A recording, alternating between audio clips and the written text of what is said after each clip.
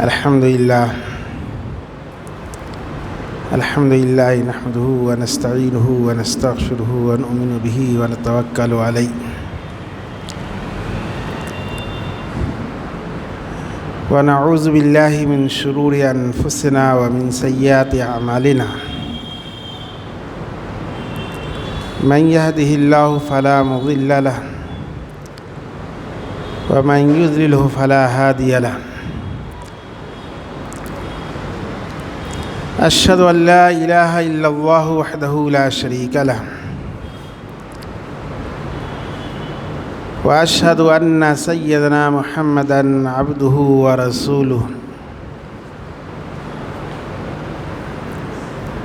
أما بعد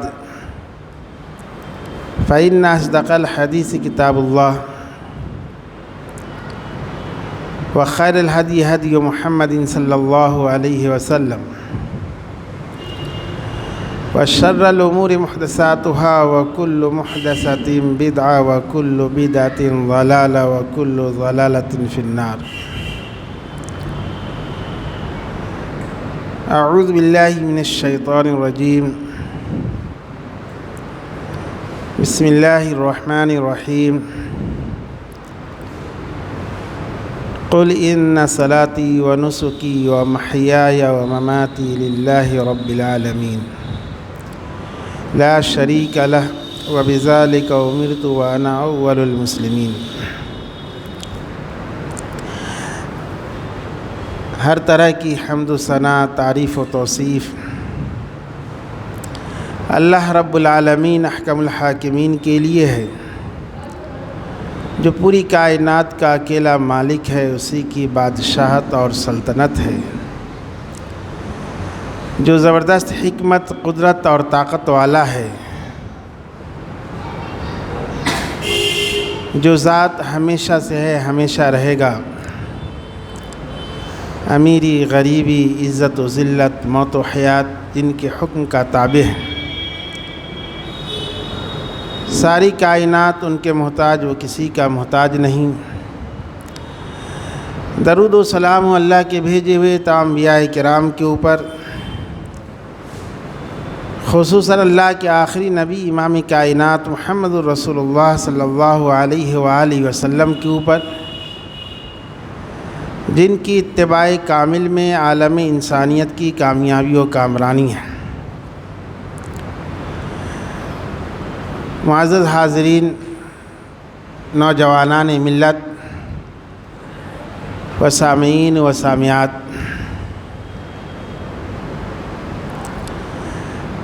اللہ رب العزت کا فضل و کرم اور ان کا احسان ہے کہ اللہ نے ہم کو اور آپ کو دینی علمی مجلس اور محفل قائم کرنے اور اس مجلس کے اندر شریک ہو کر اللہ اور اس کے رسول محمد عربی صلی اللہ علیہ وسلم کی باتوں کو سننے کی توفیق عطا فرمائی. اللہ اگر توفیق نہ دے، انسان کی بس کی بات نہیں. فیضان محبت عام تو ہے، عرفان محبت عام نہیں. معزز حاضرین، آج میری گفتگو کا موضوع قربانی کا پیغام ہے.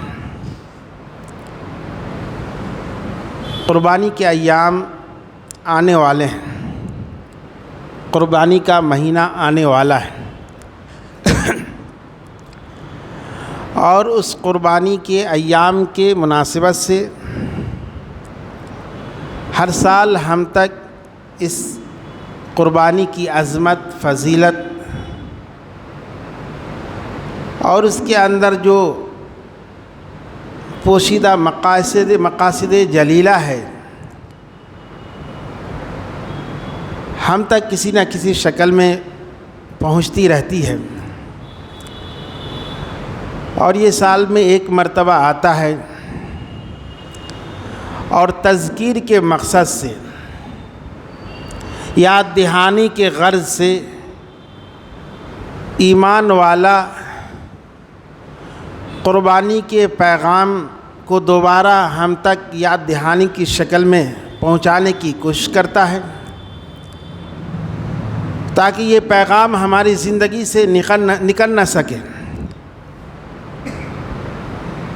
یہ پیغام جو قربانی کا ہے بہت ہی عظیم ہے، غیر معمولی ہے۔ اگر اس پیغام کو ہم اپنی زندگی کے اندر محفوظ کر لیں اور محفوظ کرنے کے ساتھ ساتھ ان کو اپنی زندگی کے اندر برتنے کی کوشش کریں تو ہمارے دلوں سے ڈر، خوف دور ہو جائے گا، ہمارے اندر جرأت اور بہادری کا جذبہ پیدا ہوگا، اور یہ ایام، یہ لمحات، یہ گھڑی ذی الحجہ کے مہینے کے اندر آتا ہے، اور ذی الحجہ کا مہینہ یہ اسلامی سال کا آخری مہینہ ہے،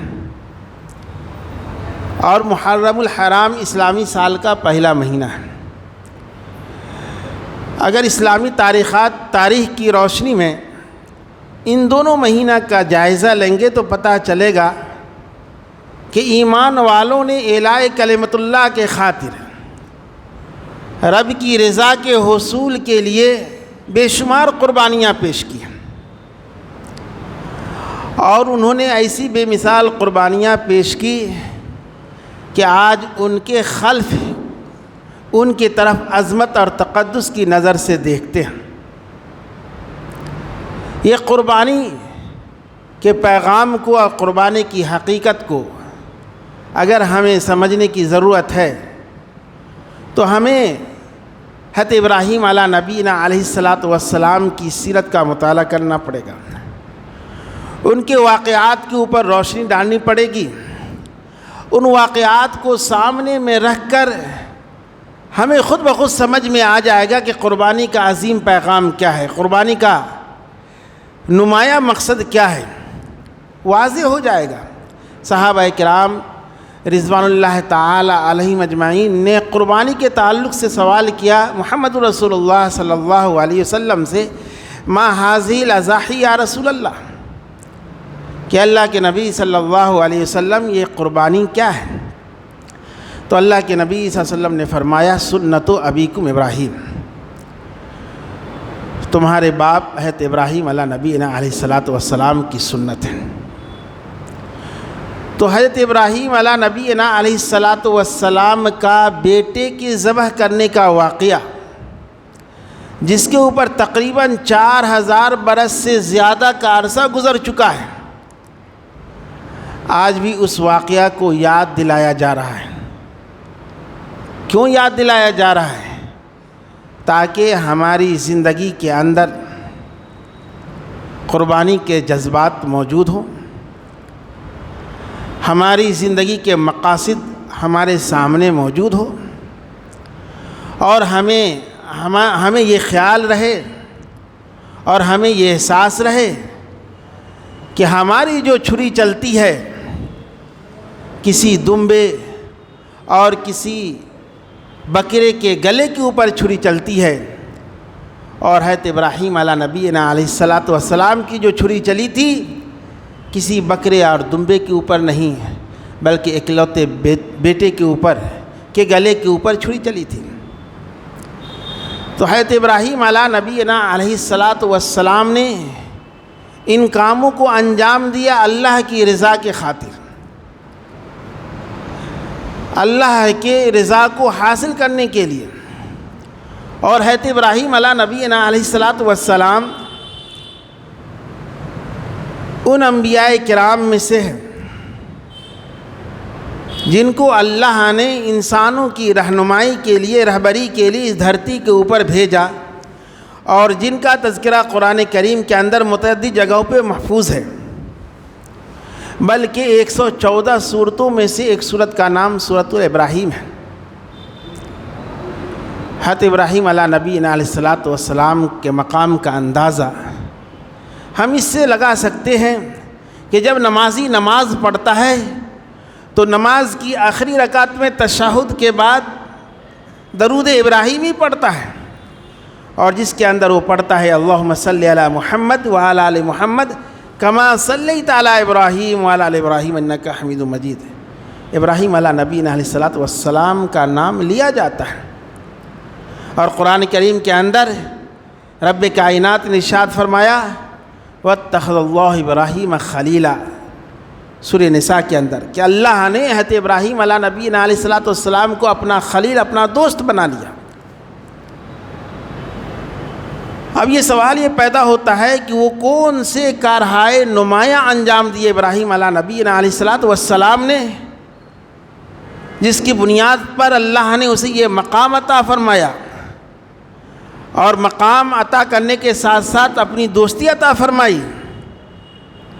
جس طریقے سے بچہ کسی مدرسے میں جاتا ہے تو مدرسے میں بہت سارے طالب علم ہوتے ہیں، اور ہر بچے اپنی صلاحیت اور طاقت کی بنیاد پہ محنت کرتا ہے، لیکن ان بچوں میں سے ایک بچہ ایسا ہوتا ہے جو مدارس کے اصول و ضوابط کا لحاظ کرتے ہوئے خوب محنت کرتا ہے، خوب تگ و دو کرتا ہے، راتوں کی نیند کی قربانیوں پیش کرتا ہے، اسباق کو اچھی طریقے سے یاد کرتا ہے، اساتذہ کے احکام کو وہ مانتا ہے، تو ماننے کے بعد وہ جب مدرسے سے نکلتا ہے تو اس میں کوئی علامہ ابن تیمیہ ہوتا ہے، کوئی علامہ ابن قیم ہوتا ہے، اور کوئی علامہ شاہ ولی اللہ محدث دہلوی اور شاہ اسماعیل شہید کی شکل میں نکلتے ہیں، اور کوئی سیاست کے میدان میں مولانا ابوالکلام آزاد کی شکل میں، کوئی رفیع احمد قدوائی کی شکل میں نکلتے ہیں۔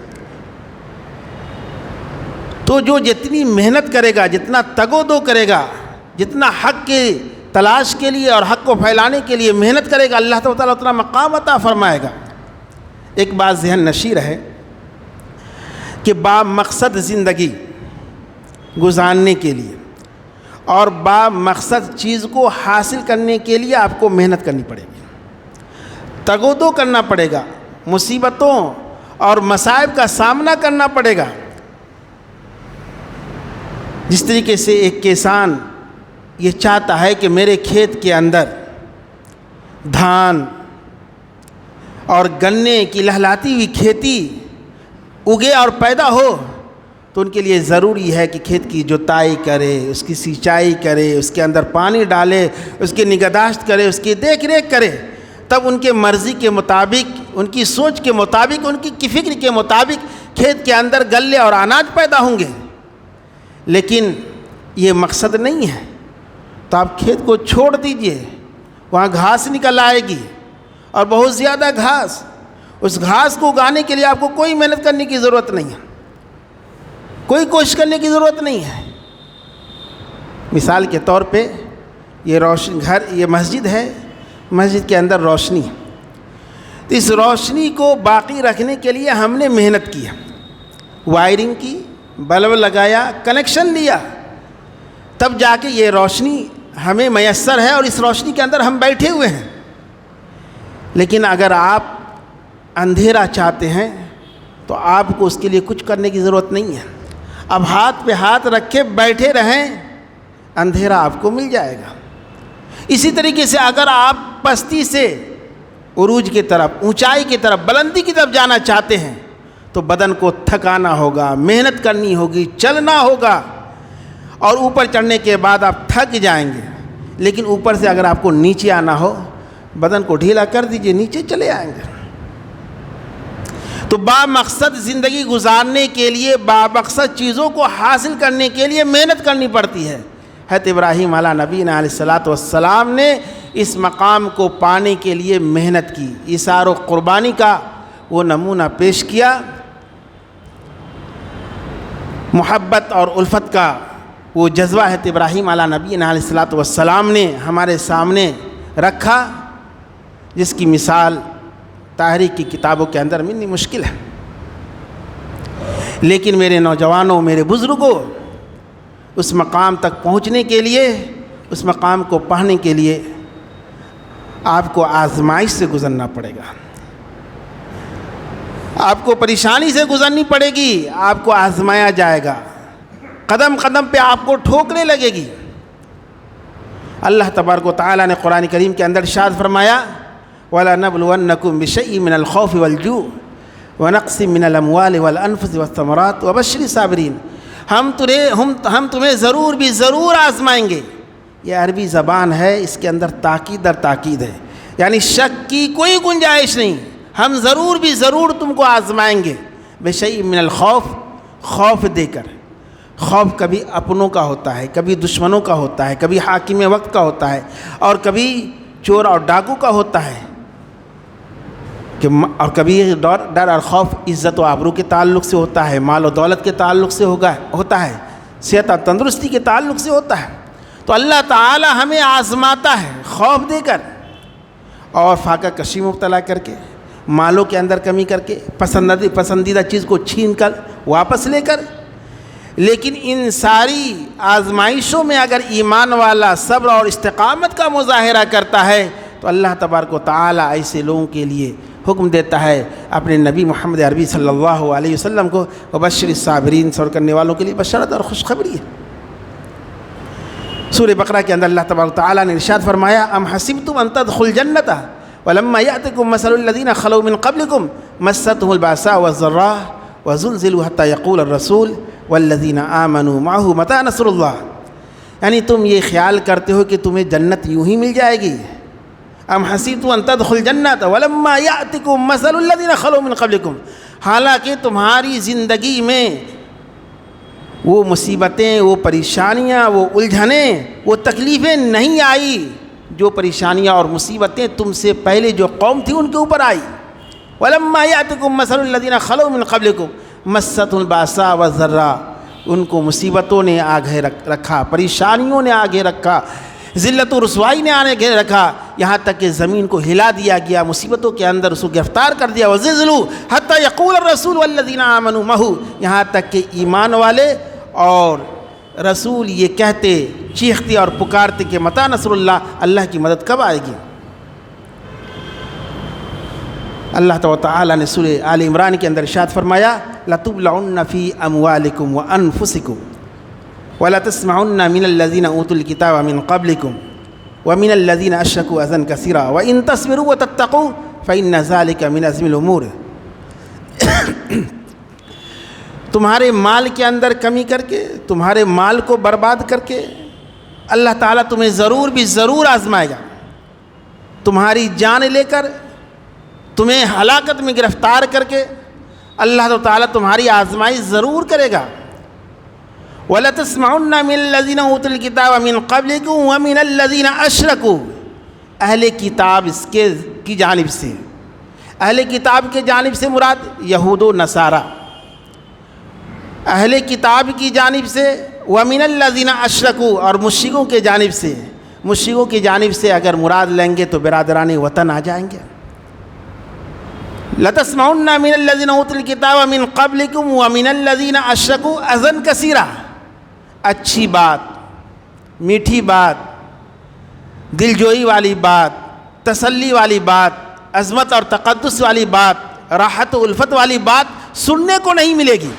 قرآن نے کہا کہ اہل کتاب کی جانب سے اور مشرکوں کے جانب سے ایمان والوں کو جب بھی سننے کو کچھ بھی ملے گا، اذًا کثیرا، ایسی بات سننے کو ملے گی جس سے آپ کو تکلیف ہوگی، آپ کو پریشانی ہوگی۔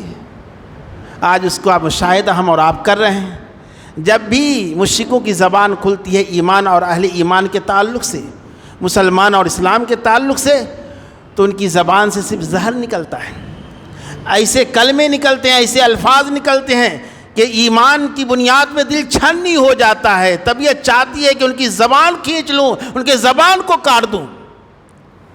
لیکن قرآن ہمیں حکم دیتا ہے کہ تم آپے سے باہر مت ہو جانا، جذبات کو قابو میں رکھنا، صبر اور استقامت کے دامن کو تھامے رکھنا۔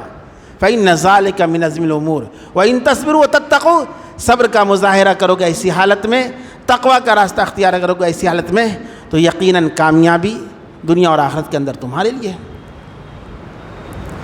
تو یہ مقام اور یہ مرتبہ حضرت ابراہیم علیہ نبینا علیہ الصلاۃ والسلام کو اس بنیاد پہ ملا۔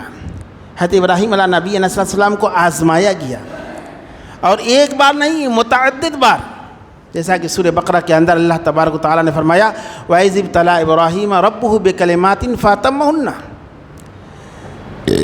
کہ اللہ تبارک و تعالیٰ نے حضرت ابراہیم علیہ السلام کو چند مواقع پہ آزمایا، ہر ایک کے اندر کامیاب ہو گئے، ہر جگہ کامیابی ملے۔ حضرت ابراہیم علیہ نبینا علیہ الصلوۃ والسلام کو۔ تو حضرت ابراہیم علیہ نبینا علیہ الصلوۃ والسلام کی زندگی کا اگر مطالعہ کریں گے تو پتہ چلے گا کہ انہوں نے دنیا کی ساری نعمت کو، ساری طاقت کو، باپ کو، ماں کو، اولاد کو، بیوی کو، بچے کو، ساری چیزوں کو اللہ کی رضا کے حصول کے خاطر قربان کر دیا۔ یعنی اللہ کی منشا اور حکم کے مقابلے میں اپنی جان کو بھی انہوں نے قربان کیا، اپنے مال کو بھی قربان کیا، اپنی بیوی کو بھی قربان کیا، اپنی اولاد کو بھی قربان کیا۔ یعنی محبوب سے محبوب اور پسندیدہ سے پسندیدہ چیزوں کو حضرت ابراہیم علیہ نبینا علیہ الصلوۃ والسلام نے اپنی زندگی سے نکال دیا۔ تو اللہ تعالیٰ نے یہ مقام عطا فرمایا۔ یہ واقعہ، اس حقیقت کو سمجھنے کے لیے ایک واقعہ کے اوپر ہماری اور آپ کی نظر ہو تو بآسانی اس حقیقت کو سمجھ سکتے ہیں۔ ایک بادشاہ تھا جس کے پاس ایک ہیرا تھا جس کی قیمت 60 لاکھ اشرفی کے برابر تھی۔ اس کے پاس 4 وزیر تھے، چاروں وزیروں کو بلایا اور کہا کہ اس کو توڑ دو۔ ہر ایک نے معذرت ظاہر کی۔ پہلے وزیر نے کہا کہ ہم نہیں توڑ سکتے، بہت قیمتی ہے۔ دوسرے نے بھی کہا ہم نہیں توڑ سکتے، بہت قیمتی ہے۔ تیسرے نے بھی کہا کہ ہم نہیں توڑ سکتے، بہت قیمتی ہے۔ چوتھے نے ہتھوڑا اٹھایا اور توڑ دیا۔ نہ آؤ دیکھا نہ تاؤ، توڑ دیا۔ غصہ، بادشاہ غصہ ہو گئے، کہا کہ تمہیں کچھ خیال نہیں کہ اتنا قیمتی پتھر، اتنا قیمتی ہیرا تم نے توڑ دیا؟ اب ان کی بات سمجھ نہیں آ رہی کہ ہم کیا کریں۔ اس وزیر نے جواب دیا کہ حضور، ایک طرف ہماری نظر اس ہیرے کی قیمت کے اوپر تھا اور ایک طرف ہماری نظر آپ کے حکم کے اوپر تھا۔ ہم نے دونوں کا موازنہ کیا کہ ہیرے کی قیمت زیادہ ہے یا آپ کے حکم کی اہمیت زیادہ ہے، تو میری عقل نے یہ فیصلہ کیا، یہ ڈیسیجن لیا کہ ہیرا اگر ٹوٹ جائے تو دوبارہ ہیرا آ سکتا ہے، لیکن آپ کا حکم ٹوٹ جائے تو دوبارہ وہ حکم نہیں آ سکتا۔ اس لیے ہم نے آپ کے حکم کو فوقیت دی، ہیرے کو توڑ دیا۔ بادشاہ اس کے جواب کو سن کر بہت خوش ہو گئے اور انعام سے نوازا۔ تو حضرت ابراہیم علیہ نبینا علیہ الصلوۃ والسلام کے اندر یہی جذبہ موجزن تھا۔ ان کے سامنے میں رب کا حکم سب سے آگے، رب کا فرمان سب سے آگے۔ حضرت ابراہیم علیہ نبینا علیہ الصلوۃ والسلام عراق کے شہر ار سے تعلق رکھتے تھے۔ وہاں کا جو حکمراں تھا ان کا نام نمرود تھا، اور نمرود وہ بادشاہ ہے۔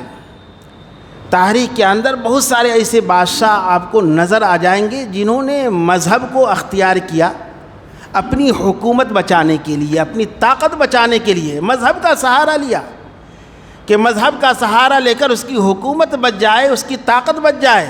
ان کے دلوں کے اندر مذہب کی کوئی محبت نہیں، ان کے دلوں کے اندر ان کا دل مذہب سے متاثر نہیں، لیکن وہ مذہب کا سہارا لیتا ہے صرف اس لیے کہ میری حکومت بچی رہے، میری طاقت بچی رہے، جس کا مشاہدہ ہم اور آپ آج کل کرتے ہیں۔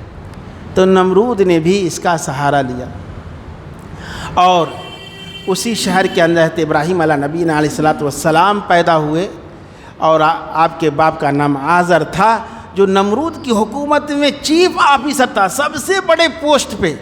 یعنی نمرود کے بعد اگر مقام تھا تو حضرت ابراہیم علیہ الصلوۃ والسلام کے باپ حضرت آزر کا۔ لیکن جب انہوں نے آنکھ کھولی حضرت ابراہیم علیہ نبینا علیہ الصلوۃ والسلام نے، تو اس وقت ہر طرف چاند سورج کی خدائی کا ڈنکا بج رہا تھا۔ اس ڈنکے میں یعنی چاند سورج تارے کی خدائی کی جہاں بادشاہت اور حکومت تھی، تو انہوں نے بھی اسی راستے کو اختیار کر کے ان سے مقابلہ کرنے کا ارادہ کیا اور جائزہ لیا چاند کا، ستارے کا، سورج کا۔ فلما رأى القمر بازغا قال هذا ربي فلما افل قال لئن لم يهدني ربي لأكونن من القوم الضالين۔ تارے کو دیکھا کہ وہ ڈوب گیا، کہا کہ جو چیز ڈوب جائے وہ خدا نہیں ہو سکتا۔ جس کے اندر خود کمی ہے، نقص ہے، وہ پائیدار نہیں، وہ فنا ہونے والی چیز ہے، ختم ہونے والی چیز ہے، وہ میرا رب نہیں ہو سکتا۔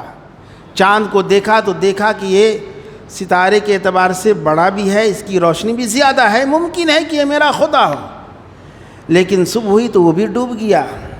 تو رب کائنات سے دعائیں کی ہے۔ ابراہیم علیہ نبینا علیہ الصلوۃ والسلام نے لئن لم یہدنی ربی لأکونن من القوم الضالین، کہ اللہ اگر تو نے مجھے صحیح راستہ نہ دکھلایا تو میں گمراہ لوگوں میں سے ہو جاؤں گا۔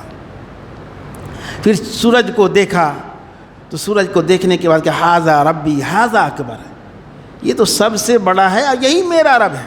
فلما افلت قال لئن لم یہدنی ربی لأکونن من القوم الضالین قالت یا قوم انی بریء مما تشرکون، جب سورج بھی ڈوب گیا تو کہا کہ میں تو شرک کرنے والے میں سے نہیں ہوں گا، اور یہ سمجھا دیا اپنے قوم کو، اپنے سامنے والوں کو، اپنے ساتھیوں کو، اپنے دوستوں کو، انی وجہت وجہی للذی فطر السماوات والارض حنیفا وما انا من المشرکین، کہ میں اپنا رخ یکسو ہو کر اس رب کی طرف، اس ذات کی طرف جس نے آسمان اور زمین کو پیدا کیا، میں اس کے سپرد کرتا ہوں، حوالہ کرتا ہوں، میں مشرکین میں سے نہیں ہوں۔ حضرت ابراہیم علیہ نبینا علیہ الصلوۃ والسلام نے اس طریقے سے اپنے آپ کو شرک اور بدعت سے محفوظ فرما کر حق تک پہنچے، یعنی حق ان کے سامنے میں واضح ہو گیا، اور قرآن کا وعدہ ہے کہ جو حق کی تلاش کریں گے، سچائی کی تلاش کریں گے، والذین جاہدوا فینا لنہدینہم سبلنا، یقیناً وہ لوگ جو ہمارے راستے میں تگ و دو کرتے ہیں، کوشش کرتے ہیں، محنت کرتے ہیں، لنہدینہم، ہم ضرور بھی ضرور، کوئی شک نہیں، صحیح راستہ دکھلائیں گے، حق کا راستہ دکھلائیں گے۔ حضرت اللہ تبارک تعالیٰ نے حضرت ابراہیم علیہ نبینا علیہ الصلوۃ والسلام کو حق کا راستہ دکھلایا۔ جب حق کا راستہ اسے مل گیا، وہ طاقت مل گئی، وہ پاور مل گیا، تو باپ سے ٹکرا گئے، اپنی قوم سے ٹکرا گئے، اور وقت کی بادشاہ سے ٹکرا گئے۔ ابا کے پاس آئے، ابا سے کہا یا ابت لما تعبد ما لا يسمع ولا يبصر ولا يغني عنك شيئا، کہ ابا حضور آپ اس کی عبادت کیوں کرتے ہیں، اس کی پرستش کیوں کرتے ہیں، اس کی پوجا کیوں کرتے ہیں، جو آپ کی مدد نہیں کر سکتا، جو سن نہیں سکتا، جو دیکھ نہیں سکتا، آپ کا کام نہیں بنا سکتا۔ تو باپ بھی پھر گئے، آزر بھی پھر گیا، کہا کہ تمہارے اندر یہ سوچ کہاں سے آ گئی، تمہارے اندر یہ فکر کہاں سے آ گئی، تم تو بڑے خاندان میں پیدا ہوئے، اور ایسے شخص کے بیٹا ہو جن کا حکومت میں بہت بڑا مقام ہے، اور میرے بعد تم میری جانشین بنتے، یہ پاور، یہ طاقت، یہ اقتدار، یہ جاہ و جلال تمہیں نصیب ہو جاتا، دنیا کا عیش و آرام تمہیں نصیب ہو جاتا، تم نے پھولوں کے وادی کو چھوڑ کر کانٹوں کی وادی کو اختیار کر لیا۔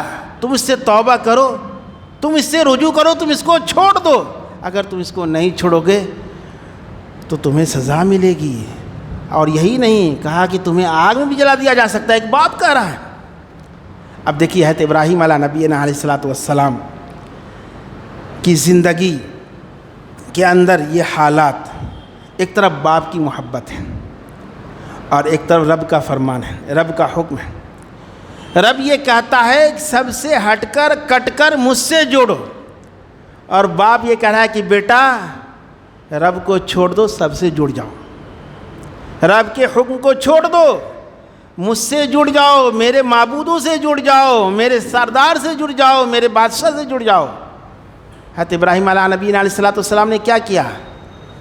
اپنے باپ کو چھوڑ دیا، اپنے گھر کو چھوڑ دیا، مال اور دولت کو چھوڑ دیا، جاہ و جلال کو چھوڑ دیا، مال و منال کو چھوڑ دیا، عزت اور اقتدار کو چھوڑ دیا۔ کس لیے چھوڑ دیا؟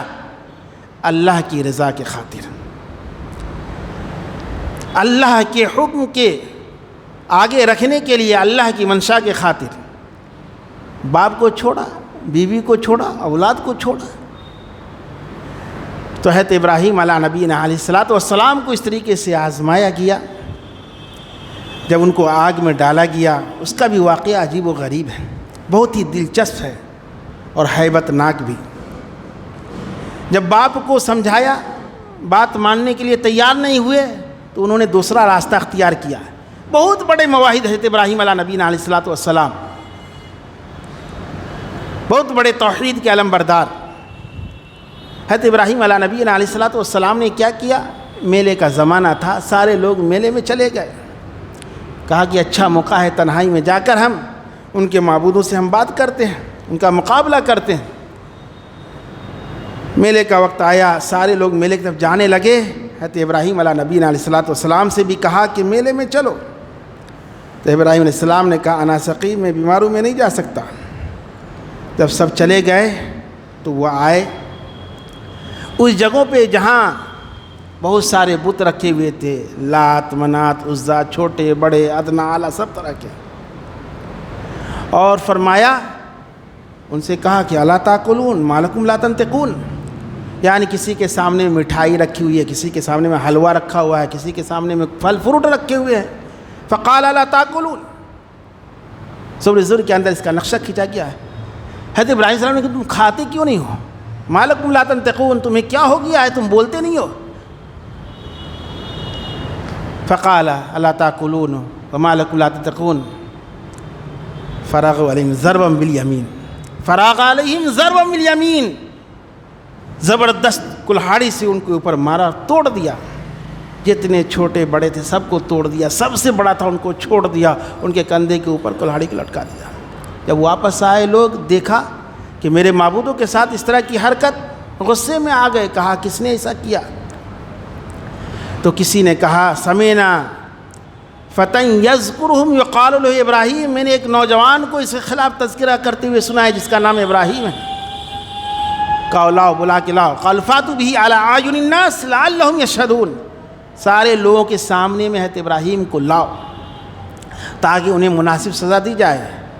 لایا گیا، ان سے پوچھا گیا انت فعلت ھذا بآلہتنا یا ابراہیم، کیا ابراہیم کیا تو نے اس کاموں کو انجام دیا ہے؟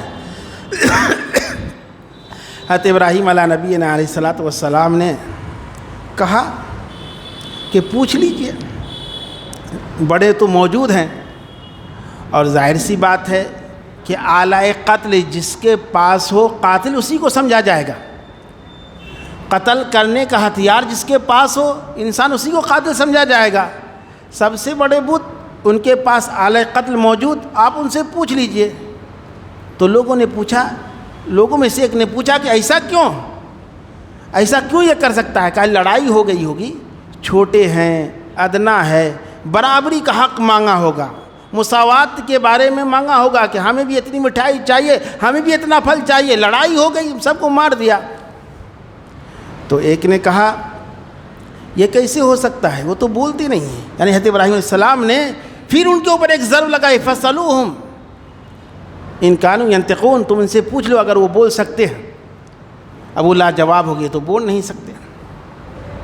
پھر ابراہیم علیہ نبی علیہ الصلوۃ والسلام نے کہا نمرود کرتا کیا تھا کہ اگر کسی کی جائیداد حرف کرنی ہو، کسی کو قتل کرنا ہو، کسی سے بدلہ لینا ہو، تو وہ بت کے پاس وہ جاتا اور ان کے سامنے میں دہائی دیتا بلند آواز سے، اور پھر آہستہ سے آواز بدل کر وہ کہتا کہ ہاں ٹھیک ہے، ان کا سر اڑا دو، ان کی جائیداد لے لو، ان کو گرفتار کر لو، ان کو مار دو۔ تو نمرود یہ کہتا اپنی قوم سے یہ خدا نے کہا ہے، یہ بتوں نے کہا ہے۔ تو حضرت ابراہیم علیہ نبی علیہ الصلوۃ والسلام نے کہا کہ تمہارا تو بنتا ہے بتوں سے، تمہاری تو بے تکلفی ہے، تم بات چیت کرتے ہو، تمہارا روزانہ آنا جانا ہوتا ہے، آج تم ان سے پوچھ لو کہ تمہارے معبودوں کے ساتھ اس طرح کی حرکت کس نے کی؟ لاجواب، باطل کی شکست ہو گئی، کوئی جواب نہیں بن پڑا۔ آج جب جس کے پاس طاقت ہو، جس کے پاس غرور ہو، پندار اور تفوق کی طاقت ہو، اور حق والوں سے اگر وہ مقابلہ نہیں کر سکتا تو ان کی آخری وار جو ہوتی ہے وہ یہ ہوتی ہے کہ ان کو سزا دو، ان کو مار دو، ان کو گرفتار کرو، ان کو جیل میں ڈال دو۔ فوراً کہا کہ حرقوا وانصروا آلہتکم، ان کو جلا دو، ان کو نیست و نابود کر دو، اور سارے لوگوں سے کہا کہ ان کو جلا کر اپنے معبودوں کی مدد کرو۔ وانصروا آلہتکم، جو چیز بنائی جاتی ہے جس کے ذریعے سے، تو بنی ہوئی چیز زیادہ طاقتور ہوتی ہے یا بنانے والا زیادہ طاقتور ہوتا ہے؟ بنانے والا زیادہ طاقتور ہوتا ہے اس کے مقابلے میں جس چیز کو بنائی گئی ہے۔ معبود کو بنایا سامنے میں رکھ کر اس سے طاقت حاصل کرنے کے لیے، پاور حاصل کرنے کے لیے، لیکن وہ لوگ خود اس کی مدد کرنے کے لیے دعائی دے رہے ہیں کہ ہم لوگ مل کر اپنے معبودوں کی حفاظت کریں گے، ان کی مدد کریں گے۔ حضرت ابراہیم علیہ نبینا علیہ الصلاۃ والسلام کو سزا سنائی گئی جلانے کی، ان کو جلا دیا جائے گا، اور ان کے تعلق سے قوموں کے اندر اتنی نفرت پیدا کی گئی کہ ہر ایک کی یہ خواہش ہوتی ہے کہ اس آگ کے ایندھن کو لانے کے لیے ہمارا بھی حصہ ہو۔ جو بیمار تھے وہ لوگ دعائیں کرتے تھے کہ ہم ٹھیک ہو جائیں تاکہ ایک لکڑی ہم بھی لا کے جا کے ڈال دیں کہ ابراہیم جل سکے۔ اتنی نفرت پیدا ہو گئی تھی مذہب اور قوم کی بنیاد پر اور قومیت کی بنیاد پر۔ حضرت ابراہیم علیہ نبینا علیہ الصلاۃ والسلام کو جلانے کی پوری تیاری کر لی گئی، لیکن ابراہیم علیہ السلام کے شکن کے اوپر، چہرے کے اوپر کوئی شکن نہیں، کوئی پریشانی نہیں۔ ایک شخص آتا ہے، پوچھتا ہے، کہتا ہے کہ تمہیں جلایا جائے گا، تم پریشان نہیں ہو، تمہارے اندر گھبراہٹ نہیں ہے؟ حضرت ابراہیم علیہ السلام نے کہا کہ تم جلا نہیں سکتے، تم مار نہیں سکتے، مارنے والا کوئی اور ہے، مارنے والا اللہ ہے۔ تم میرے مارنے کے پیچھے پڑ سکتے ہو، مار نہیں سکتے۔ مارنے کی طاقت کسی بادشاہ کے اندر نہیں، مارنے کی طاقت کسی فوج کے اندر نہیں، مارنے کی طاقت کسی آدمی کے اندر نہیں۔ مارنے کا اور جینے کا فیصلہ فرش پہ نہیں ہوتا، عرش پہ ہوتا ہے۔ رب کائنات فیصلہ کرتا ہے، اور میں جانتا ہوں کہ جس کو جلانے کا فیصلہ کیا جا رہا ہے وہ لاوارث نہیں ہے، اس کا ایک معبود ہے، اس کا ایک خالق، ایک مالک ہے۔ گھبراہٹ ہے۔ پھر ایک دوسرا شخص آیا اور کہا کہ اب بھی موقع ہے، آخری موقع ہے، تم توبہ کر لو، رجوع کر لو، تم چھوڑ دو، ضد کو چھوڑ دو، آ جاؤ میرے راستے میں، تمہیں حکومت دی جائے گی، تمہیں عہدہ دیا جائے گا، تمہیں وہ مقام دیا جائے گا جس کے بارے میں تم تصور نہیں کر سکتے۔ عہدہ اور منصب یہ بہت بڑی چیز ہے، اور آج کے زمانے میں تو یہ ان چیزوں کے حصول کے لیے انسان اپنی عزت و آبرو کو قربان کر دیتا ہے۔ لیکن عہدہ مل جائے، منصب مل جائے، طاقت مل جائے تو طاقت حاصل کرنا چاہتا ہے، عہدہ حاصل کرنا چاہتا ہے، منصب حاصل کرنا چاہتا ہے، اس لیے نہیں کہ میں کروں گا، اس لیے کہ میں عہدے پہ رہوں گا۔ عہدے پہ رہنے کے لیے وہ عہدہ حاصل کرنا چاہتا ہے، صدر اور سیکرٹری بننا چاہتا ہے، اس لیے نہیں کہ میں کروں گا، اس لیے مجھے یہ عہدہ چاہیے۔ کہیں بھی آپ لڑائی نہیں دیکھیں گے کہ مسجد میں جھاڑو لگانے کے لیے لڑائی ہو کہ جھاڑی میں لگاؤں گا، مسجد کی صفیں میں درست کروں گا، پینے پانی کا انتظام میں کروں گا، روشنی کا انتظام میں کروں گا، کہیں بھی لڑائی نہیں۔ لیکن لڑائی ہے اگر مسجدوں کے اندر تو متولی بننے کے لیے، ذمہ دار بننے کے لیے۔ تو یہ عہدہ بہت بڑی چیز ہے اور اس کا غلط استعمال کیا گیا ہے۔ حضرت ابراہیم علیہ نبینا علیہ الصلاۃ والسلام سے کہا انہوں نے کہ یہ عہدہ ہم تمہیں عطا فرمائیں گے۔ حضرت ابراہیم علیہ نبینا علیہ الصلاۃ والسلام نے فرمایا کہ مجھے عہدے کی ضرورت نہیں ہے، مجھے طاقت کی ضرورت نہیں، مجھے پاور کی ضرورت نہیں ہے، بلکہ تو ہمارے لیے سب سے بڑا عہدہ اللہ کی رضا اور خوشنودی ہے۔ حضرت ابراہیم علیہ نبینا علیہ الصلاۃ والسلام کو آگ میں ڈال دیا گیا۔ رب کائنات نے حکم دیا یا نار کونی بردا و سلاما علی ابراہیم، بردا و سلاما علی ابراہیم، آگ ٹھنڈی ہو جا۔ آگ ٹھنڈی ہو گئی، کوئی پریشانی نہیں، کوئی مصیبت نہیں۔ یہ ایک یہ آزمائش تھی حضرت ابراہیم علیہ نبینا علیہ الصلاۃ والسلام کی۔ تو انہوں نے اپنی جان کی قربانی دی کس لیے؟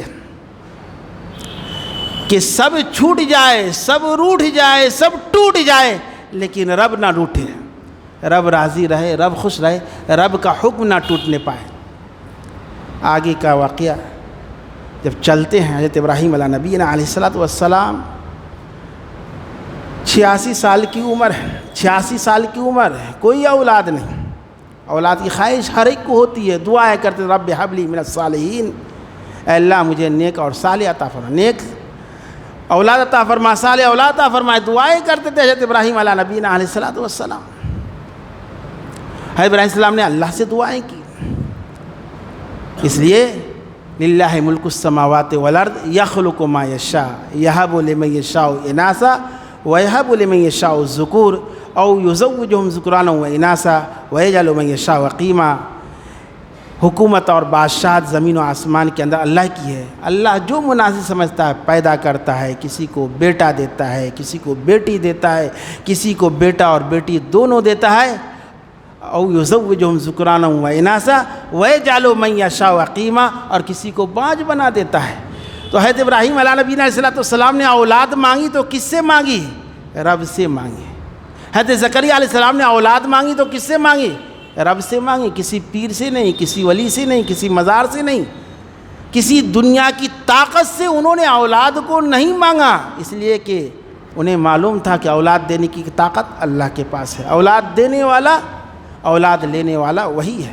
تو حضرت ابراہیم علیہ نبی علیہ السلام نے اولاد کے لیے دعائیں کی تو اللہ تعالیٰ نے اولاد عطا فرمائی، فبشرناہ بغلام علیم، انہیں خوشخبری دے دو ایک بچے کی۔ حضرت ابراہیم علیہ اسماعیل علیہ نبی علیہ السلام کی پیدائش ہوتی ہے۔ حضرت اسماعیل علیہ نبی علیہ السلام کی پیدائش ہوتی ہے، اس کے بعد فوراً ایک آزمائش کا سلسلہ شروع ہو جاتا ہے۔ حکم ہوتا ہے کہ ان دونوں بیٹا اور ماں دونوں کو دور، آبادی سے دور رکھو، ایسی جگہ جہاں نہ درخت ہو، نہ پانی ہو، ریگستان ہو۔ قرآن کریم نے اس کا نقشہ کھینچا ہے کہ بھی اب وہ گیا جگہ میں جا کے رکھ دیا۔ جب واپس آنے لگے تو حضرت ہاجرہ پوچھتی ہے کہ آپ اس جگہ مجھے بے سہارا چھوڑ کے چلے جا رہے ہیں، یعنی ایک بوتل پانی اور تھوڑی سی کھجور، چلے گئے۔ حضرت ہاجرہ نے سوال کیا بے سہارا چھوڑ کے جا رہے ہیں؟ حضرت ابراہیم علیہ نبی علیہ السلام نے جواب دیا ہے کہ رب کا حکم ہے، کہا کہ رب کا حکم ہے تو اللہ مجھے ضائع نہیں کرے گا۔ حضرت ابراہیم السلام تھوڑا آگے آئے اور دعائیں کہ ربنا انی اسکنت من ذریتی بواد غیر ذی زرع عند بیتک المحرم ربنا لیقیموا الصلاة فاجعل افئدة من الناس تہوی الیہم وارزقہم من الثمرات لعلہم یشکرون۔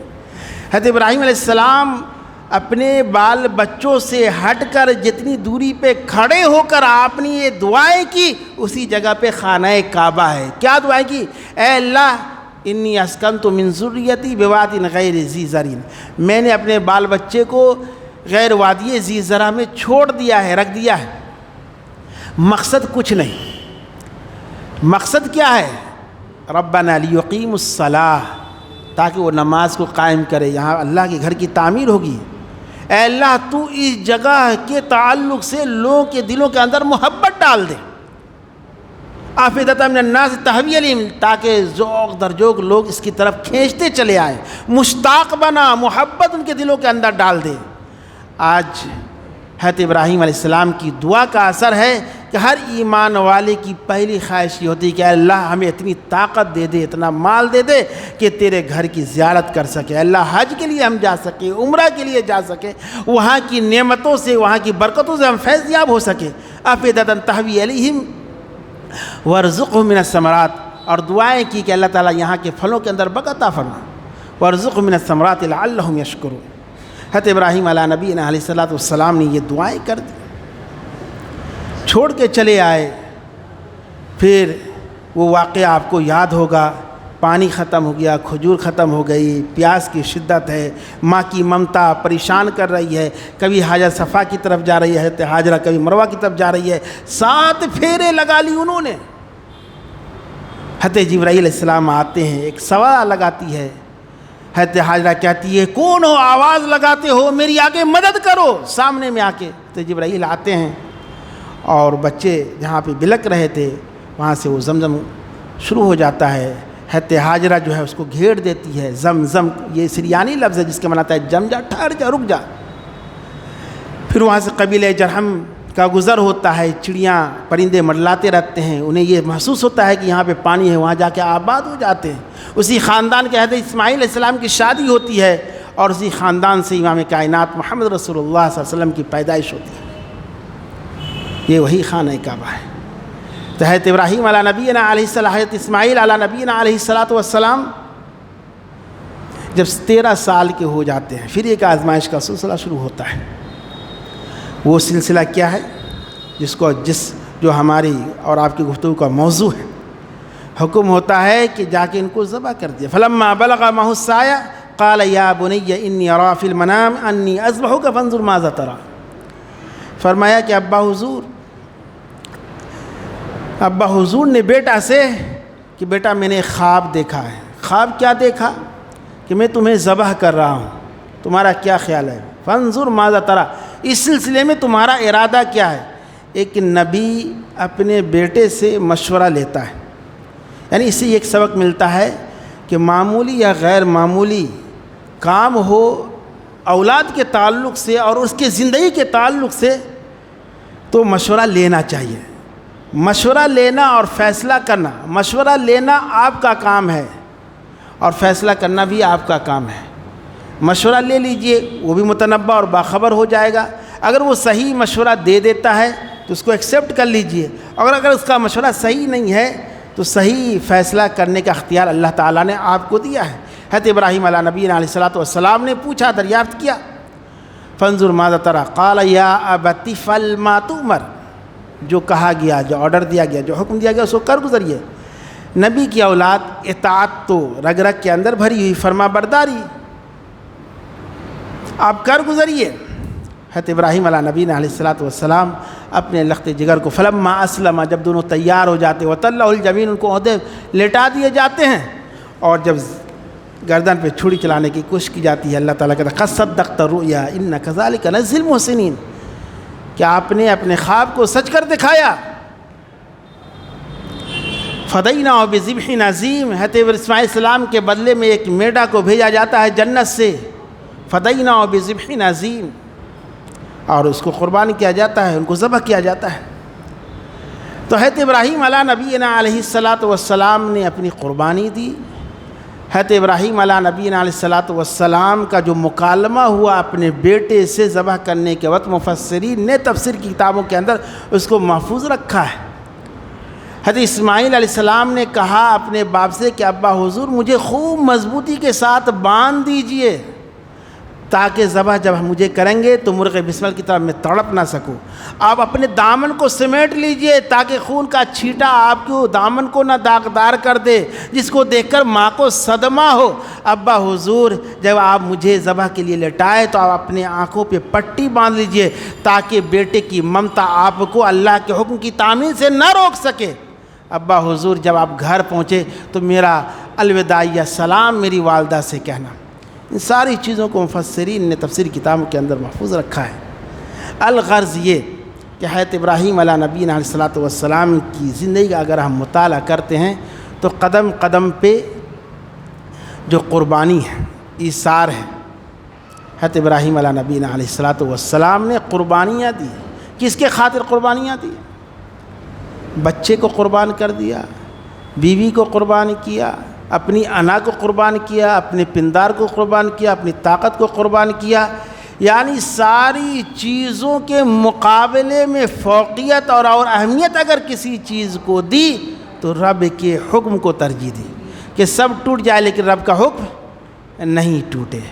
یہی ہے قربانی کا مقصد اور قربانی کا پیغام ہمارے لیے اور آپ کے لیے، کہ ہماری زندگی کے اندر بھی بے شمار مصائب آئیں گے، بے شمار پریشانیاں آئیں گی، ظالم حکمراں ہمارے سامنے میں آئیں گے، لیکن ظالم حکمراں سے ہمیں گھبرانا نہیں ہے، ڈٹ کر اس کا مقابلہ کرنا ہے ایمانی طاقت کی بنیاد پہ۔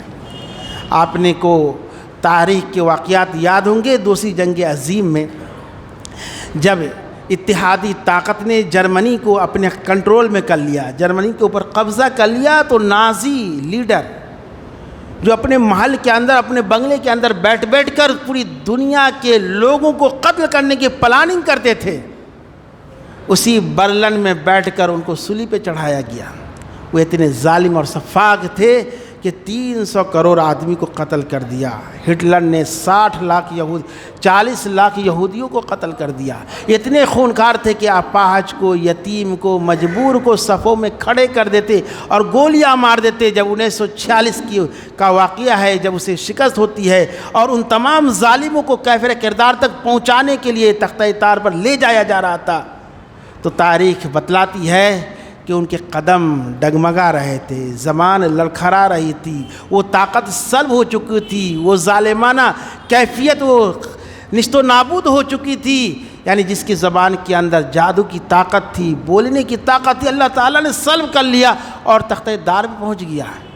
تو انسان کے پاس جو ظلم کی طاقت ہوتی ہے اس کی زندگی بہت مختصر ہوتی ہے۔ حضرت ابراہیم علیہ السلام نے وقت کے سپر پاور طاقتوں سے ٹکرایا، اپنے باپ سے پنگا لیا، بادشاہ وقت سے پنگا لیا، باپ کی محبت کو قربان کر دیا، اولاد کی محبت کو قربان کر دیا، بیوی کی محبت کو قربان کر دیا۔ کس کے لیے کر دیا؟ اللہ کے لیے۔ تو اللہ نے جس طریقے سے آزمایا ان تمام چیزوں کی بنیاد پہ وہ کامیاب رہے۔ اسی کی یادگار ہے یہ جو ذی الحجہ کا مہینہ آنے والا ہے، ایام قربانی، اور ایام قربانی سے پہلے یہ ایام عشر بھی آتا ہے، یعنی یہ 10 جو راتیں ہیں، والفجر ولیال عشر، قسم فجر کی اور 10 راتوں کی، یعنی وہ 10 راتوں کی بڑی فضیلت ہے، ان کی عبادت کا ثواب زیادہ بڑھ جاتا ہے۔ اللہ کے نبی صلی اللہ علیہ وسلم نے فرمایا ما من ایام، کوئی بھی دن ایسا نہیں ہے جو زیادہ افضل اور بہتر ہو، الاعمال الصالح فیہا احب الی اللہ من ہذہ الایام، ان دنوں میں کرنے والے نیک اعمال اللہ تعالیٰ کو سب سے زیادہ محبوب اور پسندیدہ ہے۔ تو کسی نے پوچھا اللہ کے رسول صلی اللہ علیہ وسلم الجہاد فی سبیل اللہ، کہ اللہ کے راستے میں جہاد بھی نہیں ہے؟ کہا نہیں، الا رجل افر وجہہ بالتراب، لیکن وہ شخص جس کا چہرہ جو ہے حق کے خاطر وہ اپنا چہرہ جو ہے دین کے خاطر جو ہے نشت و نابود کر دے اور برباد کر دے۔ تو میرے نوجوانوں، میرے بزرگوں، یہ قربانی کا جو پیغام ہے ہمارے لیے اور آپ کے لیے کہ ہم اپنے اندر ابراہیم علیہ السلام والا ایمان پیدا کریں۔ آج بھی جگہ جگہ پہ شرک کا دورہ ہے، بدعات اور خرافات جگہ جگہ پائے جا رہے ہیں۔ اس کے خاتمہ کے لیے، اس کو نیست و نابود کرنے کے لیے آج بھی ابراہیمی صداقت کا امین بن کر ہمیں سامنے میں آنا ہوگا اور بتانا ہوگا۔ آج بھی اللہ تعالیٰ اسی طرح وفا کر سکتا ہے جس طریقے سے ابراہیم علیہ نبینا علیہ الصلوۃ والسلام کے زمانے میں وفا کیا۔ آج بھی وہ ابراہیم سا ایما پیدا، سستی انداز گلستہ پیدا۔ اس لیے جب حق کی بات آئے تو آپ نہ ذات کو دیکھیے، نہ برادری کو دیکھیے، نہ رشتہ داری کو دیکھیے، اور نہ علاقائیت کو دیکھو۔ علاقائیت پرستی، ذات پرستی، ملک پرستی، نہ کون کون پرستیوں کی بیمار میں ایمان والے مبتلا ہے اور کہتے ہیں کہ ہم ایمان والے ہیں۔ اس لیے حضرت ابراہیم علیہ نبینا علیہ الصلوۃ والسلام کی سیرت کو سامنے میں رکھ کے آپ کو سمجھ میں آ جائے گا کہ قربانی کا پیغام کیا ہے۔ قربانی کا پیغام یہ ہے کہ تم قربانی کرتے ہو تو ایک جانور کی قربانی نہیں دیتے ہو، بلکہ تم اپنی انا کی قربانی دے دو، اپنی خواہشات کی قربانی دے دو، اپنی غلط سوچ اور فکر کی قربانی دے دو، سب چیز کی قربانی کر دو۔ اور قربانی کے اندر جو سب سے بڑی طاقت ہے وہ تقویٰ ہے، اللہ کا ڈر، اللہ کا خوف ہے۔ اللہ تعالیٰ نے فرمایا کہ تم قربانی جو پیش کرتے ہو اللہ تعالیٰ کو خون نہیں پہنچتا، اللہ تعالیٰ کو گوشت نہیں پہنچتا۔ لن ینال اللہ لحومها ولا دماؤها ولکن ینالہ التقویٰ منکم۔ اللہ تعالیٰ کو اگر کوئی چیز پہنچتا ہے تو وہ کیا پہنچتا ہے؟ تقویٰ، یعنی دل کی کیفیت اور دل کی حالت اور دل کا ارادہ اور دل کی نیت۔ اللہ کے نبی صلی اللہ علیہ وسلم نے فرمایا ان اللہ لا ينظر الى اجسامکم والی صورکم ولکن ينظر الى قلوبکم واعمالکم۔ اللہ تعالیٰ تمہاری شکلوں کو اور صورتوں کو نہیں دیکھے گا، تمہارے دستور کو نہیں دیکھے گا، تمہارے قانون کو نہیں دیکھے گا، تمہاری تنظیم کو نہیں دیکھے گا، تمہارے رفاعی فلاحی اداروں کو نہیں دیکھے گا، بلکہ اس چیز کو دیکھا کہ تمہارا ارادہ کیسا تھا، تمہاری نیت کیسی تھی، تمہاری سوچ کیسی تھی، کیا تمہارے اس کام کے اندر اللہ کی رضا شامل تھی یا نہیں، اللہ کی آواز کی بلندی کا جذبہ تمہارے کاموں کے اندر موجود تھا یا نہیں۔ صرف اس لیے نہیں تم یہ کام کرتے تھے کہ میرا نام ہو، مجھے کریڈٹ ملے، میرا چرچا ہو۔ اس حقیقت کو ہم سمجھ سکتے ہیں مثالوں کے ذریعے سے کہ اگر ایک بیل گاڑی پھنس جاتی ہے، اس کے اوپر سامان لدا ہوا ہے اور آواز دیتا ہے کہ گاڑی کو بچاؤ، گاڑی کو بچاؤ، سارے لوگ بیٹھے ہوئے ہیں، سب دوڑ جائیں گے گاڑی کو بچانے کے لیے۔ کون دوڑیں گے؟ جن کو گاڑی سے محبت ہوگی، جن کو مال سے محبت ہوگی۔ لیکن جس کو جو گاڑی اور مال کو بچانے سے پہلے یہ شرط لگا دے کہ ٹھیک ہے ہم مال اور گاڑی کو تو بچائیں گے لیکن ہمارا پوزیشن وہاں رہے گا، ہم سب سے آگے رہیں گے، سب سے اونچی جگہ پہ رہیں گے، تب ہم مال کو اور گاڑی کو بچائیں گے، تو کیا سمجھے گا کہ ان کا مقصد مال کا بچانا نہیں، گاڑی کا بچانا نہیں، اپنی پوزیشن کو واضح کرنا کہ ہم آگے رہیں گے، ہم سب سے بڑے رہیں گے۔ جب کام ہو رہا ہے دین کا، فلاحی کام ہے، تو کام کرنے والا کون ہے ہم اس کی طرف نہ دیکھیں، ہم اس کے سب میں جا کے کھڑے ہو جائیں، ہم ان کا ہاتھ بٹائیں، ہم ان کا تعاون کریں، ہم اس کی مدد کریں گے۔ اللہ تو دیکھتا ہے، دنیا والے نہ دیکھیں، اس لیے اللہ تعالیٰ شکل و صورت کو نہیں دیکھتا ہے، کاموں کو دیکھتا ہے، ارادے کو دیکھتا ہے۔ اسی جذبے کی تعلیم، اسی طاقت کی تعلیم یہ قربانی ہمیں دیتی ہے، اور قربانی کا عظیم مقصد یہی ہے کہ تم سب سے ہٹ کر اور کٹ کر اللہ سے لو لگا لو، سب سے بڑے موحد بن جاؤ۔ دنیا کی کوئی طاقت تمہیں کچھ نہیں بگاڑ سکتی، حالات بد سے بدتر ہو سکتے ہیں، خراب سے خراب ہو سکتے ہیں، وَتِلْكَ الْأَيَّامُ نُدَاوِلُهَا بَيْنَ النَّاسِ۔ اللہ تعالیٰ کے ہاتھ میں حالات کو بدلنا، حالات کو خراب کرنا اور حالات کو صحیح راستے پہ لانا۔ ہم سب اس کے بندے، ان کے ماننے والے ہیں، ہم اس کی اطاعت کریں، اس کی فرمانبرداری کریں، ان کا ذکر کریں، اور اپنی پیشانی سے اللہ کے گھروں کو آباد کریں، اپنی زندگی کے اندر نماز کو قائم کریں، صدقہ اور خیرات کا جذبہ پیدا کریں، جھوٹ سے دور رہیں، سچائی کو فروغ دیں۔ انشاءاللہ اللہ کی مدد ضرور ہماری زندگی کے اندر آئے گی۔ اللہ تعالی ہم سب کو زیادہ کہنے سننے سے اس کو عمل کرنے کی توفیق نصیب فرمائے۔ وما توفیق الا باللہ، علیہ توکلت و الیہ انیب۔